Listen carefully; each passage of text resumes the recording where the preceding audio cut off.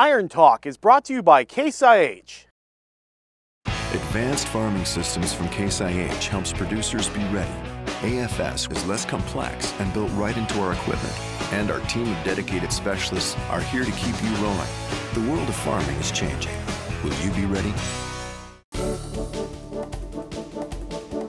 Just exactly how much microbial activity is there in the soil? In today's Iron Talk, we'll discuss how that's going to impact some of your fall operations this year. In our area, there's been a lot of fertilizer put on in the fall, which is a normal practice. Farmers like to put on nitrogen late in the fall, as soon as the soil temperatures are getting cold and the temperatures are going down. But if your temperatures are still above freezing in the soil, you're still going to have microbial activity. This is one thing that we don't often think about because we hear rules like, oh, if it's under 50 degrees, we're in good shape. There's hardly going to be any soil microbial activity, but there's still some, and they're going to break down that nitrogen and convert it into nitrate. So we have to be aware of that and use nitrogen stabilizers as much as possible. The other things that we think about in the fall are fall herbicide applications. With no-till, with Roundup-resistant weeds, we've got a lot of guys putting on herbicides in the fall now to try and control especially winter annual weeds, but also to get a jump on doing things in the spring. When you're putting on herbicides, you're still going to get a little bit of breakdown in the soil if your temperatures are warm, so you want to wait as long as possible before doing that as well. And finally, we get the question on residue breakdown, and when you have a nice warm fall like we had last year, and for the most part like we had this year too, you get a lot more residue breakdown going into the fall because that microbial activity is still working for you. So think about that. If in your area you're still getting warm temperatures, you're going to have microbial breakdown of your fertilizer, you're going to have microbial breakdown of your herbicides, and also of your organic matter out in the field. So think about all those things as you plan for next spring and what you're going to do in your field operations. That's all for today's Iron Talk, and now back to the show.